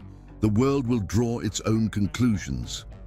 She moved to the windows, watching the storm rage across the city. I've worked too hard to be seen as just another woman sleeping her way to the top. Is that really all you think this is? He stepped closer, his reflection appearing beside hers in the glass. A career move? No, she whispered, honesty forcing its way past her defenses. That's what terrifies me most. This isn't about career advancement or corporate politics. This is about my heart betraying everything my head knows is sensible. Thunder rolled again, closer this time, the storm directly overhead. The lights flickered ominously, shadows dancing across the penthouse floors. Tell me something, Bentley said softly, still watching her reflection. If I had simply asked you to dinner, would you have said yes? The question hung between them, heavy with implications. Mabel stared out at the storm-racked city, remembering all the times she'd caught him watching her, all the moments their hands had brushed over document exchanges, all the late nights when professional boundaries had felt paper-thin. The silence stretched, broken only by the rhythmic pounding of rain against glass and the occasional rumble of thunder. Finally, she turned to face him. No, she admitted. I wouldn't have said yes. Why not? Because saying yes would have meant admitting this was real, that what I felt for you went beyond professional admiration and respect. She laughed, but the sound held no humor. It was easier to hide behind protocols and corporate etiquette than face the truth. And what is the truth, Mabel? Another flash of lightning illuminated the room, catching the unshed tears in her eyes. The truth is that I've been in love with you for so long I can't remember what it felt like not to love you. The truth is that every morning I walk into that office knowing I'll have to pretend you're just my boss. And every evening I leave feeling like I've spent the day holding my breath. Bentley stepped closer, drawn by the raw honesty in her voice. Then why are we still fighting this? Because love isn't enough. She gestured to the city beyond the windows. Out there, in the real world, there are consequences, reputations to consider, careers at stake. Since when has Mabel Sawyer let fear of consequences stop her? He reached for her hand, and this time she let him take it. The woman I know, the woman I love, has never backed down from a challenge. This is different. But her voice wavered, uncertainty creeping in. Is it? Or are we both just hiding behind excuses because we're afraid of how right this feels? The lights flickered again, longer this time, before plunging the penthouse into darkness. In the dim city light filtering through the storm-lashed windows, they stood facing each other, hands still joined. I don't know how to do this, Mabel admitted softly. I don't know how to be your employee and your lover. I don't know how to separate professional decisions from personal feelings. Then we figure it out together. His thumb traced patterns on her palm, sending shivers up her arm. No more lies, no more hiding, just us, facing whatever comes next as partners. Partners? She raised an eyebrow, barely visible in the darkness. Is that what we are? We've always been partners, Mabel. In the office, in business decisions, in building this company to what it is today. He tugged her closer, his free hand coming up to cup her cheek. The only difference now is that we can stop pretending that's all we are to each other. Thunder crashed overhead, but neither of them flinched. They were lost in each other's eyes, standing on the precipice of something that could either complete or destroy them. If we do this, Mabel said slowly, we do it right. No more lies, no more deceptions, complete honesty, even when it's difficult. Agreed. And at work, nothing changes. I'm still your executive assistant, you're still my boss. Professional boundaries stay intact. During office hours, he amended, a smile tugging at his lips. I'm serious, Bentley. But she was fighting a smile too. This only works if we can keep the personal and professional separate. Whatever you need. He pressed his forehead to hers. I'd agree to anything to keep you in my life. The lights flickered back on, but neither of them moved. They stood in their intimate embrace, the storm raging outside while they found their own kind of peace within. We're really doing this? Mabel whispered, wonder and fear mingling in her voice. We're really doing this. Bentley's hand slid into her hair, cradling her head with infinite tenderness. No more hiding, no more pretending, just us, finally being honest about what we mean to each other. She leaned into his touch, years of careful distance melting away. It won't be easy. Nothing worth having ever is. He smiled, the expression transforming his entire face. But I think we've both proven we're up for a challenge. The storm continued its assault on Chicago's skyline, but inside the penthouse, two hearts had found their rhythm. The scattered party supplies still lay forgotten on the floor, silent witnesses to a deception that had led to truth, to a confrontation that had led to understanding, to a storm that had finally broken to reveal something beautiful beneath. As Bentley drew her in for another kiss, slower and deeper than the others, Mabel realized that sometimes the most dangerous paths led to the most wonderful destinations. The thunder rolled, the rain poured, and two souls finally found their way home in each other's arms. Chapter 8. Truths in the Dark. A power surge rippled through Chicago's Gold Coast, the storm's intensity finally overwhelming the city's electrical grid. The penthouse plunged into darkness, leaving Bentley and Mabel illuminated only by the intermittent flashes of lightning and the dim glow of the city lights filtering through the rain-streaked windows. In the sudden darkness, their other senses heightened. Mabel could hear Bentley's steady breathing, could feel the warmth radiating from his body, though they stood feet apart. The air between them felt charged, electric, with unspoken words and newly acknowledged feelings. No, she finally answered his earlier question, her voice barely above a whisper.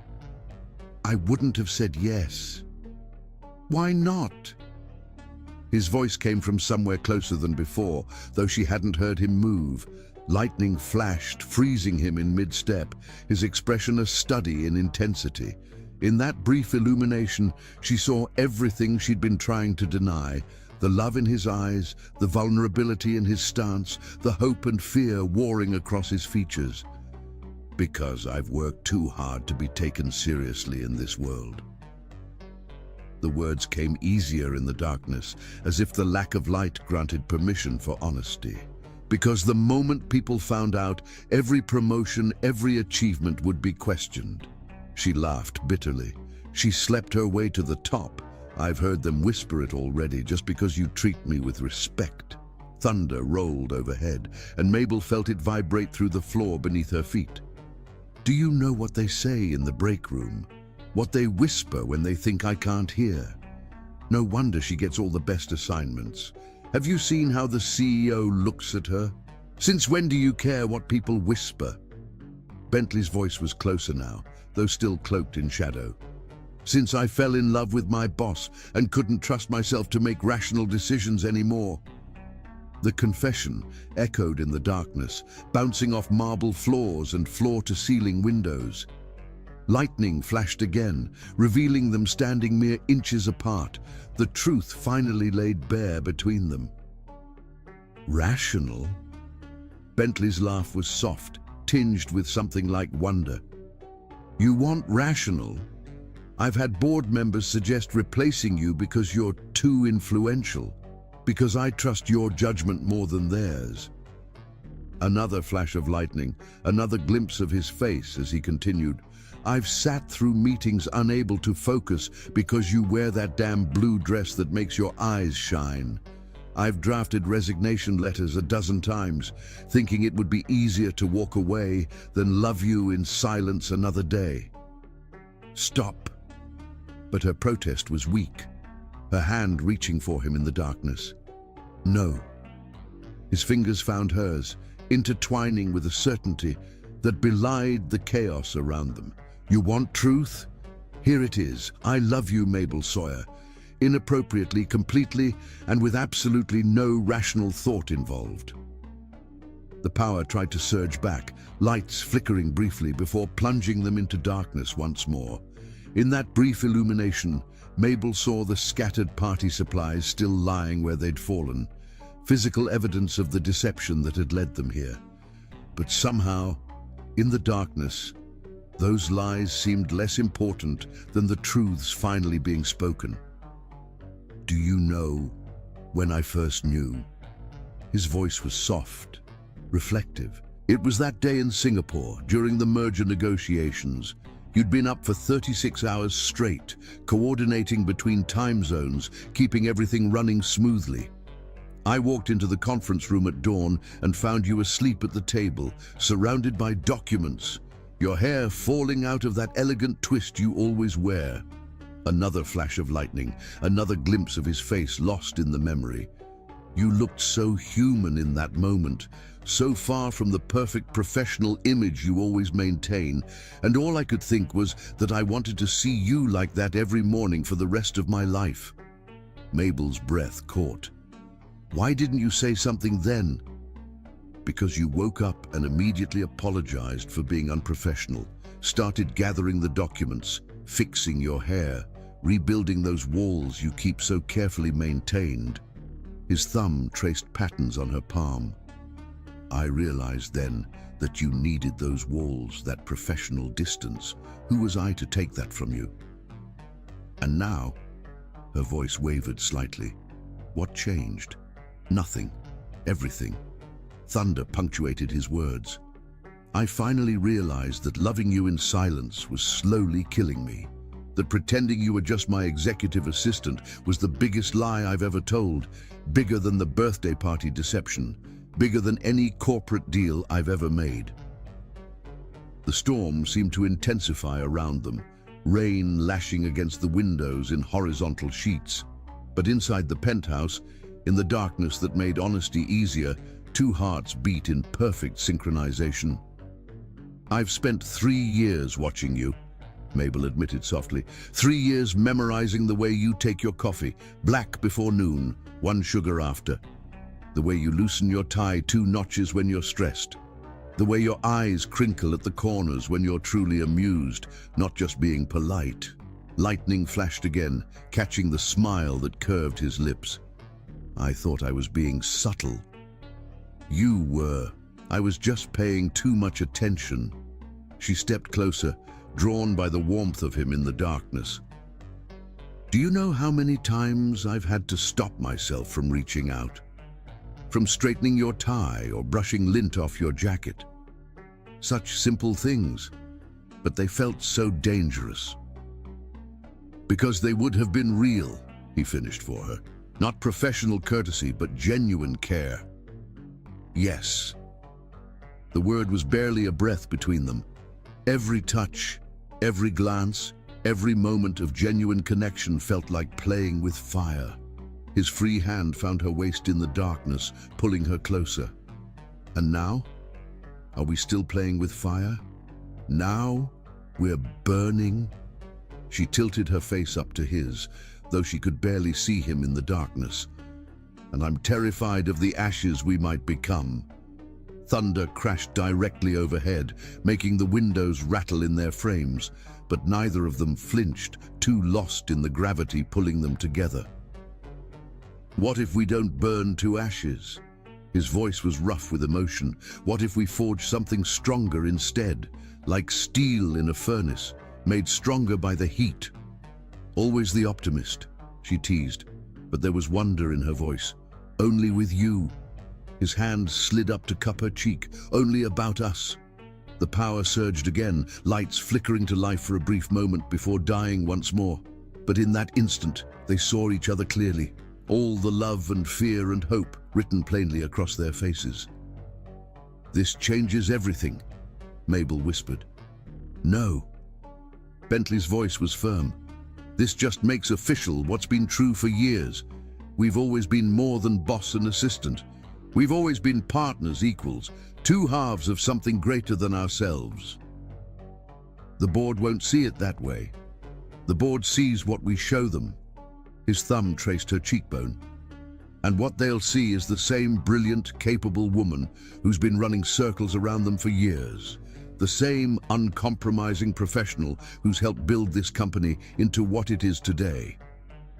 And if they don't, then they lose us both." The certainty in his voice made her heart skip. "I meant what I said about those resignation letters, Mabel.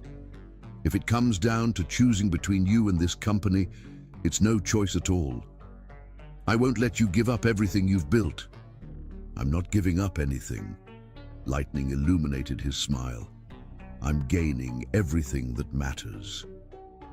The storm continued to rage outside, but in the darkness of the penthouse, they found their own kind of peace. The truth had finally broken free between them, stripped of corporate masks and professional distance by the simple act of not being able to see each other clearly. "Kiss me," Bentley whispered. And this time, there was no hesitation in Mabel's response. Their lips met in the darkness, finding each other with the certainty of stars aligning. This kiss was different from their earlier ones. Slower, deeper, full of promises and possibilities. His hands tangled in her hair, finally freeing it from its elegant twist. Her fingers gripped his shirt, anchoring herself to him as the storm raged around them. When they finally broke apart, both breathing heavily, the power was still out. But somehow, in the darkness, they'd found their way to truth, to each other, to a future that seemed both terrifying and inevitable. "We're really doing this?" Mabel asked, wonder and fear mingling in her voice. "We're really doing this," Bentley confirmed, pressing his forehead to hers. "No more hiding, no more pretending, just us, finally being honest about what we mean to each other." Outside, the storm began to ease, though the power remained out. In the penthouse, two hearts beat in perfect synchronization, while the scattered party supplies lay forgotten on the floor. Silent witnesses to a deception that had somehow led to the purest truth of all. Chapter 9. Breaking Point.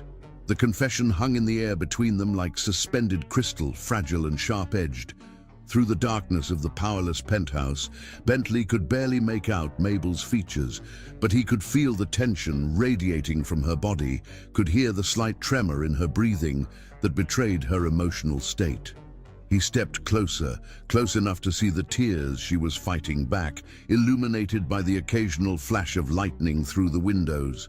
The storm outside had begun to ease, but the storm between them was reaching its crescendo.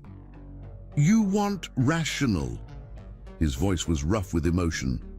"I've had board members suggest replacing you because you're too influential, because I trust your judgment more than theirs. I've sat through meetings unable to focus because you wear that damn blue dress that makes your eyes shine. I've drafted resignation letters a dozen times, thinking it would be easier to walk away than love you in silence another day." "Stop!" She tried to step back, but his hands came up to frame her face, holding her gently in place. "No." The word was both gentle and firm. You want truth? Here it is. I love you, Mabel Sawyer. Inappropriately, completely, and with absolutely no rational thought involved. The power flickered briefly, giving him a glimpse of her expression. Vulnerable, afraid, and filled with a longing that matched his own. Then darkness fell again, but he could feel her trembling beneath his touch. "This can't happen," she whispered, even as her hands came up to grip his wrists, not pushing him away but holding on as if he were an anchor in a storm. "We can't happen." "Why not?" "Because it will destroy everything we've built. The company, our careers, the respect we've earned, or it could make it all stronger." His thumbs traced her cheekbones, wiping away tears she hadn't realized she'd shed. "Think about it, Mabel. Everything we've accomplished separately. Imagine what we could do together without having to hide how we feel."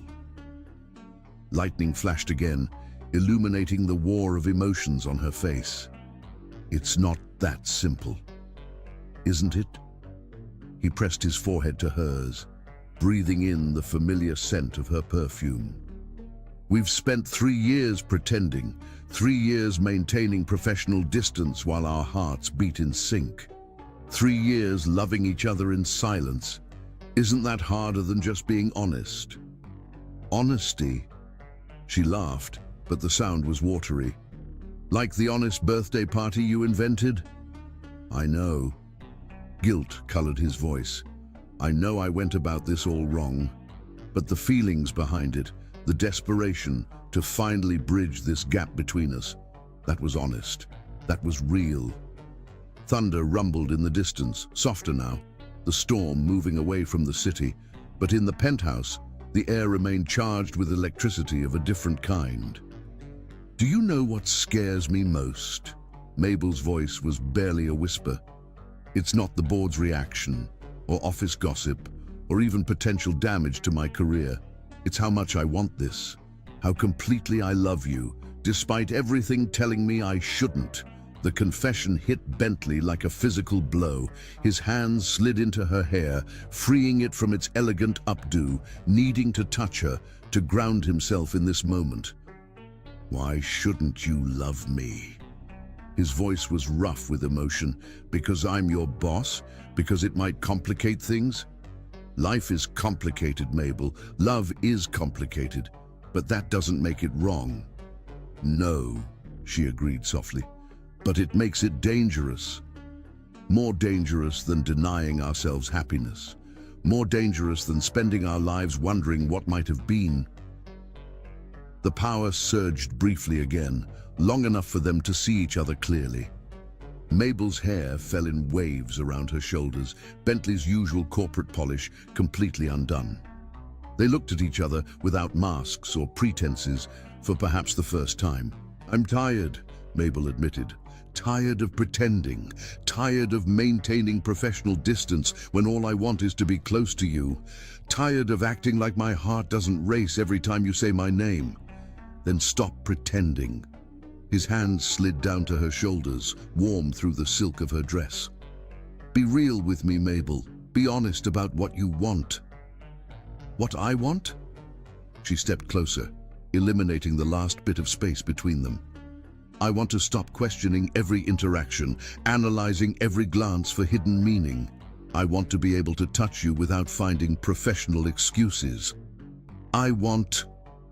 Her words were cut off by his lips crashing into hers. The kiss was different from their earlier ones. Desperate, hungry, years of denied passion finally breaking free. His hands tangled in her hair while hers gripped his shirt, pulling him closer as if they could erase 3 years of professional distance in a single moment. When they finally broke apart, both breathing heavily, the city lights through the windows provided just enough illumination to see each other's faces. "I love you," Bentley said again, the words falling from his lips like a prayer. "Not as my assistant, not as a corporate asset, but as the brilliant, frustrating, beautiful woman who's completely transformed my world." Mabel's hand smoothed over his chest, feeling his heart racing beneath her palm. "This changes everything." Only if we let it. He caught one of her hands, pressing it more firmly against his heart. At work, you're still the most competent executive assistant I've ever had. Nothing changes there, no favoritism, no special treatment. If anything, I'll be harder on you to prove there's no bias. And after hours? His smile was visible even in the dim light. After hours, we can finally be ourselves. No more pretending, no more professional distance, just us being honest about how we feel. The board will have questions. Let them question. His free hand traced the line of her jaw. Your work speaks for itself, Mabel. Your accomplishments, your intelligence, your dedication, those things are undeniable. Anyone who suggests otherwise will have to answer to me. I don't need you to defend me. I know. He smiled. That's one of the countless reasons I love you. You're the strongest person I know, Mabel Sawyer. You don't need anyone's protection or validation, but that doesn't mean you have to face everything alone anymore. Thunder rumbled again, more distant now, the storm moving away from the city. But in the penthouse, something else was breaking. Walls of professional distance, barriers of corporate propriety, all crumbling in the face of a love too powerful to deny any longer. Kiss me again, Mabel whispered, and this time there was no hesitation in her voice. Bentley complied, pouring 3 years of longing into the kiss. His hands framed her face while hers slid up to tangle in his hair, messing it up further. They kissed like they were making up for lost time, like they were trying to speak every unspoken word through the press of lips and sweep of tongues.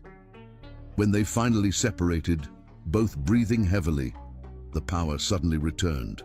Light flooded the penthouse, revealing their disheveled state, Mabel's hair wild around her shoulders, Bentley's tie completely undone, both of them looking thoroughly kissed and utterly unrepentant. No going back, Mabel said softly, though it wasn't quite a question. No going back, Bentley confirmed, tucking a strand of hair behind her ear. Only forward, together. The storm had passed, leaving Chicago washed clean in its wake. Through the windows, stars began to peek through breaks in the clouds, as if the universe itself was blessing this new beginning. The scattered party supplies still lay forgotten on the floor, but they no longer seemed like evidence of deception. Instead, they were stepping stones that had led them here, to this moment of perfect honesty, of walls finally broken, of love finally acknowledged. We should probably talk about logistics, Mabel said, ever practical even as she remained in the circle of his arms. HR protocols, disclosure forms. Bentley silenced her with another kiss, brief but tender. Tomorrow. Tonight is just for us. No corporate policies, no professional considerations. Just you and me, finally being honest about what we mean to each other. And as she smiled up at him, radiant in the restored light, Bentley knew that every risk, every moment of uncertainty, even the ill-conceived birthday party deception, it had all been worth it to reach this breaking point, this moment of perfect clarity where love finally triumphed over fear. Chapter 10. The Fall. The kiss was inevitable as gravity. One moment they were staring at each other in the newly restored light. The next, his hands were in her hair and her fingers were gripping his shirt. It was anger and longing, frustration and need, 3 years of denial crashing down in a single moment that felt both eternal and far too brief. The city sparkled beyond the windows, cleaned fresh by the passing storm. Inside the penthouse, the air was charged with possibility and the lingering scent of rain that had blown in when Mabel had arrived, carrying party supplies for a celebration that would never happen. She pulled away first, breathing hard, her lips swollen from his kisses. This is a mistake. No! Bentley pressed his forehead to hers, unwilling to let her retreat too far. Every day I didn't tell you how I felt. Those were the mistakes. His hands were still tangled in her hair, which had completely escaped its elegant updo to fall in waves around her shoulders. She'd never looked more beautiful to him than in this moment. Professional polish undone, walls finally down. It will destroy everything we've built. But her hands hadn't left his chest, fingers still gripping his shirt as if she couldn't bear to let go. Or make it stronger. He traced her cheek with gentle fingers.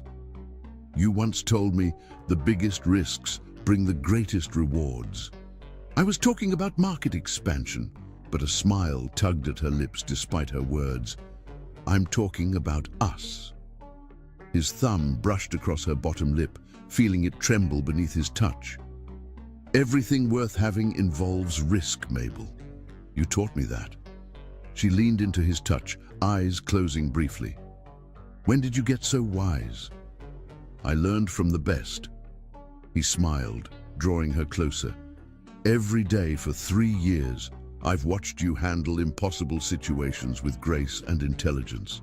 I've seen you turn potential disasters into opportunities. Seen you navigate corporate politics with unfailing integrity. And now, her eyes opened, searching his face. How do we navigate this? Instead of answering immediately, Bentley led her to the floor-to-ceiling windows. Chicago spread before them, a glittering tapestry of lights and possibilities. His arms wrapped around her from behind, and she allowed herself to lean back against his chest. Do you remember the Morrison deal? His voice was soft near her ear. 2 years ago, when everyone said it was impossible. Of course. She smiled at the memory. The board was certain we'd fail. But you saw the potential. Stayed up 3 nights straight, finding a solution no one else had considered. His lips brushed her temple. That's when I first realized I was in love with you. She turned in his arms, surprised. What? You came into my office at dawn, exhausted but triumphant. Your hair was falling out of its usual perfect style, your blouse was wrinkled, and you had a coffee stain on your sleeve.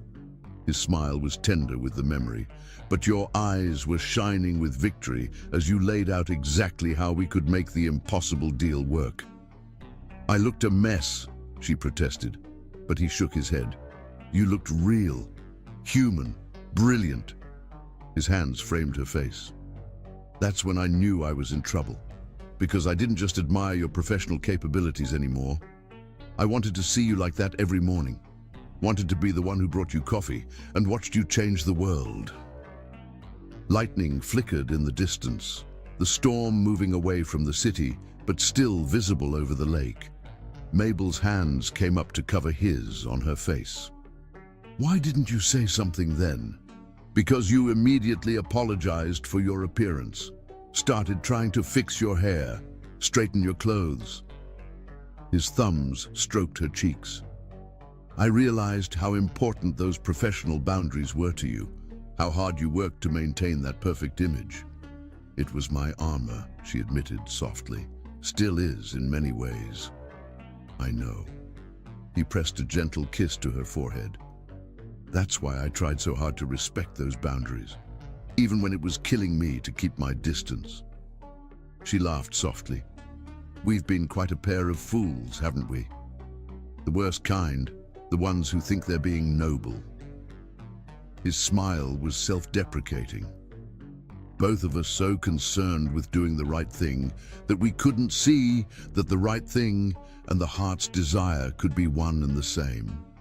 And now? She tilted her face up to his. What's the right thing now? In answer, he kissed her again. This time there was no hesitation, no holding back. His hands slid into her hair while hers moved up to cup his face. They kissed like they were making up for lost time, like they were trying to speak 3 years of unspoken words through the press of lips and sweep of tongues. When they finally broke apart, both breathing heavily, the city lights seemed to shine brighter through the windows. Or perhaps that was just the joy making everything seem more luminous. I love you, Bentley said simply, not as my assistant, Not as a corporate asset, but as the brilliant, frustrating, beautiful woman who's completely transformed my world. I love you too. The words came easier now, as if saying them once had broken down all barriers. Even when you make up fake birthday parties to get me alone, he had the grace to look sheepish. Not my finest moment. No, she agreed, but she was smiling. But it got us here. Here was still standing by the windows, his arms around her waist, her hands resting on his chest. The scattered party supplies still lay forgotten on the floor, but they no longer seemed like evidence of deception. Instead, they were stepping stones that had led them to this moment of perfect honesty. "What happens tomorrow?" Mabel asked, ever practical even as she snuggled closer into his embrace. "When we have to go back to the real world?" "Tomorrow we face reality together." He pressed a kiss to her temple. "We file the appropriate HR paperwork, maintain professional boundaries at work, and prove to everyone that we can be both excellent at our jobs and completely in love. And if they don't believe us, then they lose us both." The certainty in his voice made her heart skip. "I meant what I said earlier, Mabel. If it comes down to choosing between you and the company, it's no choice at all. I won't let you give up everything you've built. I'm not giving up anything." He smiled down at her. "I'm gaining everything that matters." The storm had moved fully away from the city now, leaving the night sky clear and star-studded above them. Chicago's lights twinkled below, a mirror image of the heavens, while in the penthouse, two hearts beat in perfect synchronization. "Dance with me?" Bentley said suddenly. Mabel laughed. "There's no music." But he was already pulling her away from the windows, one hand on her waist, the other clasping hers. "We don't need music. We've been dancing around each other for 3 years. I think we know the steps by now." And so they danced, swaying gently in the middle of his penthouse, surrounded by the scattered remnants of a fake party that had somehow led to the most real thing either of them had ever known. The city lights painted patterns across the floor, creating their own kind of music in shadows and light. "This is insane," Mabel murmured against his chest. "Completely." He pressed a kiss to her hair. "Gloriously, perfectly insane." They continued to move together, finding their rhythm as naturally as they did everything else. 3 years of working in perfect synchronization had taught them how to read each other, how to anticipate each other's movements. Now they were simply applying that knowledge to a different kind of dance. "No going back," Mabel said softly, echoing their earlier words. "No going back," Bentley agreed, pulling her closer. "Only forward, together." And as they danced in the starlight, both knew they were falling in love, falling into truth, falling into a future that seemed both terrifying and inevitable. But for the first time, they weren't fighting the fall. They were embracing it, trusting that whatever came next, they would face it together. Chapter 11. New dawn morning found them on Bentley's balcony, watching the sun rise over Lake Michigan. Mabel wore his shirt, hair wild from his fingers, while he stood behind her in just his trousers, arms wrapped around her waist. The city was waking up below them. But in their private sanctuary high above Chicago, time seemed to move at its own pace. The first rays of sunlight painted the lake in shades of gold and rose, a new day dawning in more ways than one. Mabel leaned back against Bentley's chest, feeling his heart beat steady and strong against her spine. "We need rules," she said, practical even in this intimate moment. "Anything." His lips brushed her temple. "I keep my job." She turned in his arms to face him, needing him to understand the importance of this. "No favoritism, no special treatment. If anything, you have to be harder on me than before." "Done." His eyes were serious despite his smile. "Though you should know, half the board already thinks I'm too hard on you. Marcus says I overcompensate to avoid showing favoritism." She raised an eyebrow. And do you? Probably. He tucked a strand of hair behind her ear. It was easier to be strictly professional than risk revealing how I really felt. The sun continued its ascent, casting long shadows across the balcony. Below, the city was coming to life, traffic beginning to build on the streets, early morning joggers dotting the lakefront path. "We tell HR immediately," Mabel continued, "everything transparent and by the book. Already drafted the email." At her surprised look, he smiled. "I may have spent part of the night planning while you were sleeping." "Of course you did." She shook her head fondly. "Always the CEO, even at 4 in the morning. Someone has to be practical." His hands settled on her waist. "Though I seem to remember you making some very compelling arguments against practicality last night." Heat bloomed in her cheeks at the memory. "That's exactly why we need these rules. We have to prove we can separate personal and professional." "We will." He pressed a kiss to her forehead. "Though I reserve the right to admire you from afar during board meetings. As long as it stays from afar during office hours." But she was smiling. "I mean it, Bentley. Everything has to be completely above board. No lingering touches. No meaningful glances across conference rooms." "What about meaningless glances? Be serious." "I am serious." He caught her hands in his. "I understand what's at stake here, Mabel. Your reputation, your career, everything you've worked for. I won't jeopardize that." The sunrise had fully painted the sky now, turning the lake into a mirror of fire and gold. Mabel studied his face in the morning light, seeing the sincerity in his eyes, the quiet determination in his expression. "And if it doesn't work?" The question that had been haunting her finally escaped. "If we crash and burn?" "Then we crash and burn." He pulled her closer. "But at least we'll have been brave enough to try." She laid her head on his chest, listening to his steady heartbeat. "I'm scared," she admitted softly. "Of what?" "Of how much I love you." The words were muffled against his skin. "Of how completely you've become part of my world. Of what happens if this all falls apart."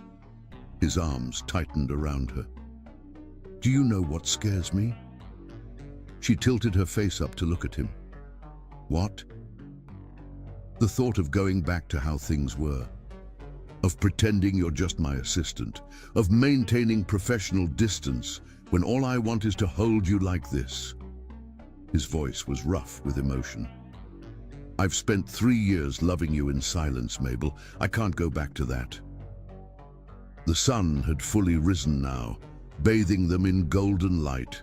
The city hummed with life below, but on their private balcony, they remained in their own world for a few moments longer. "One day at a time," Mabel said finally. "That's how we'll do this."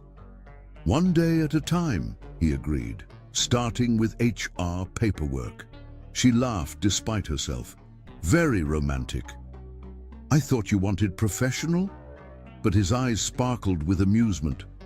"Though I suppose I could make the paperwork filing more romantic. Candlelight in the HR office. Perhaps some soft music while we sign disclosure forms." "Stop!" But she was laughing fully now, the sound carrying across the morning air. "This is exactly what we need to avoid. Professional at work, remember?"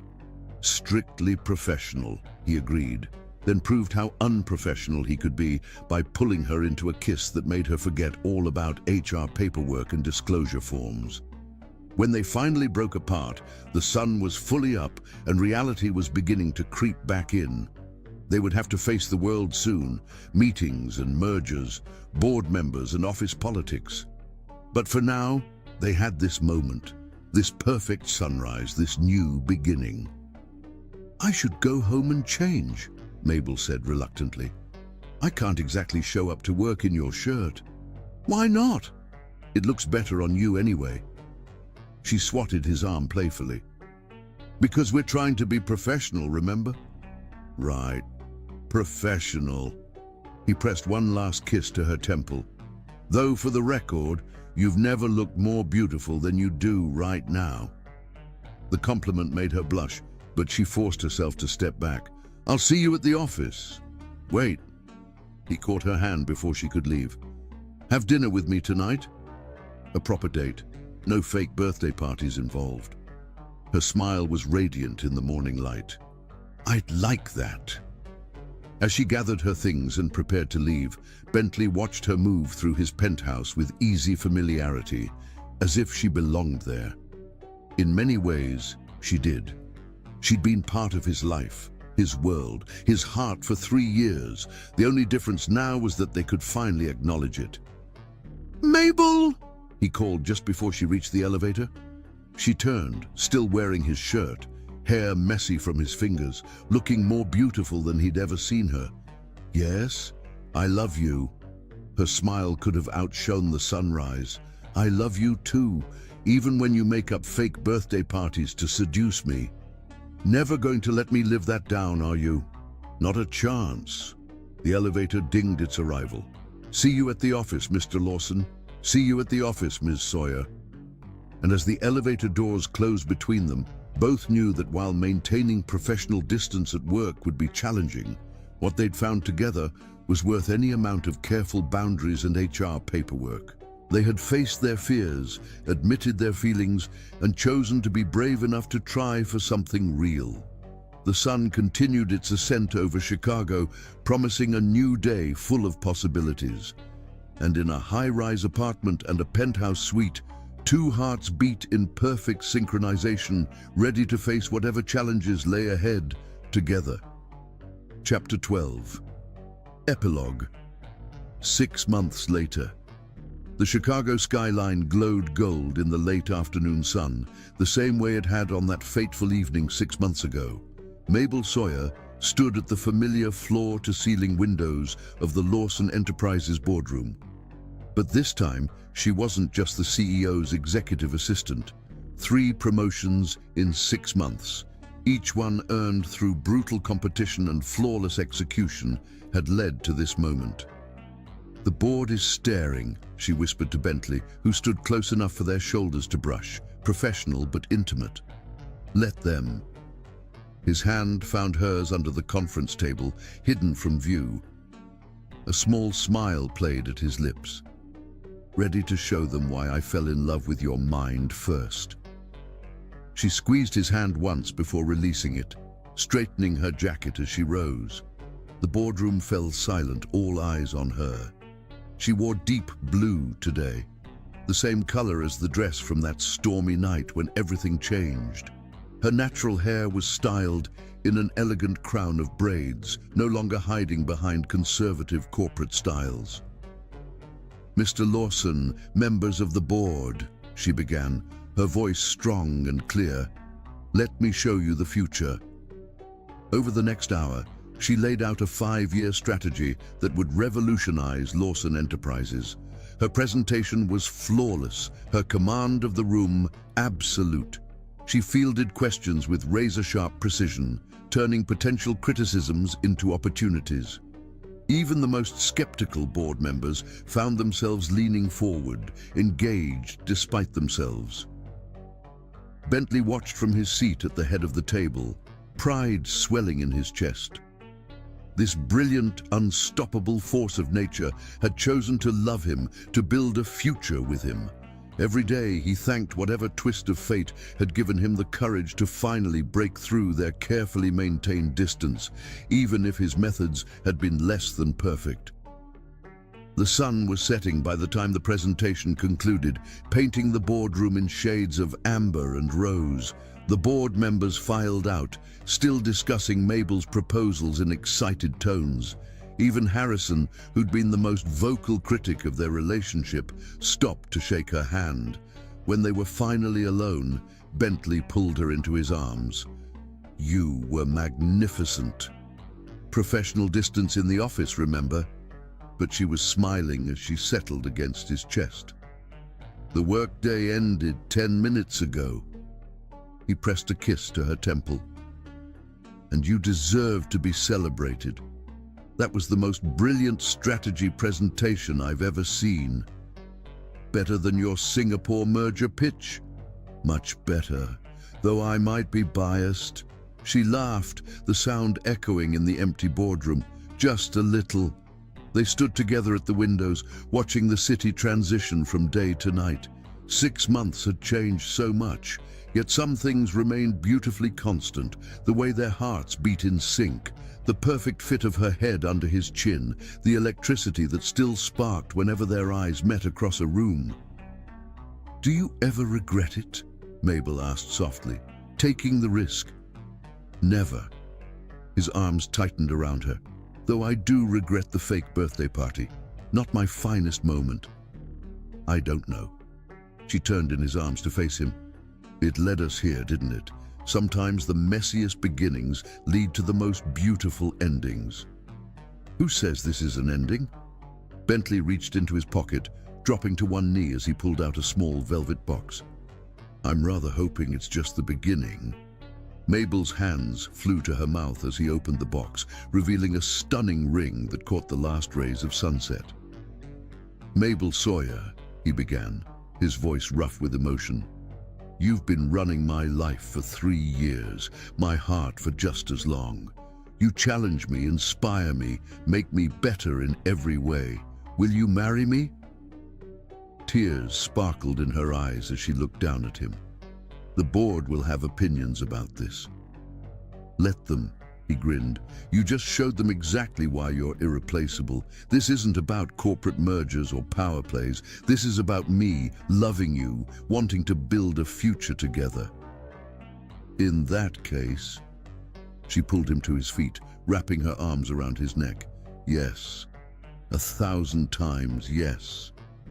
The ring slid perfectly onto her finger, as if it had been waiting for this moment.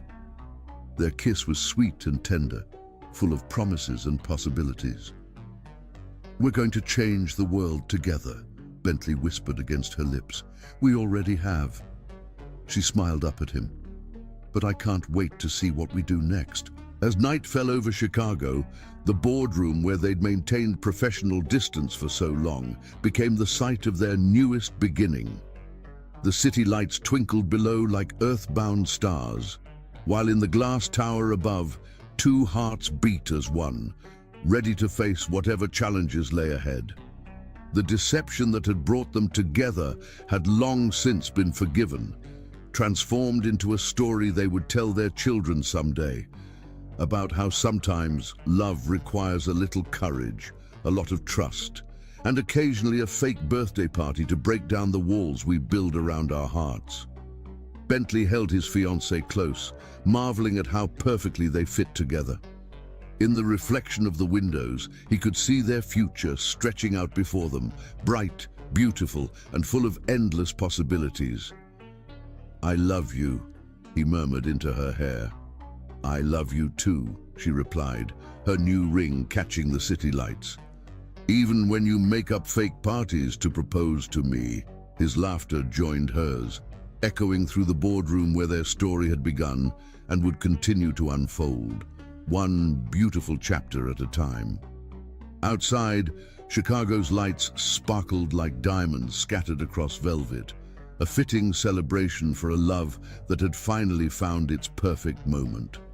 Some risks, they had learned, were always worth taking, and as they stood together in their glass tower, hearts beating in perfect synchronization, they knew that this was just the beginning of their greatest adventure yet. Subscribe if you love.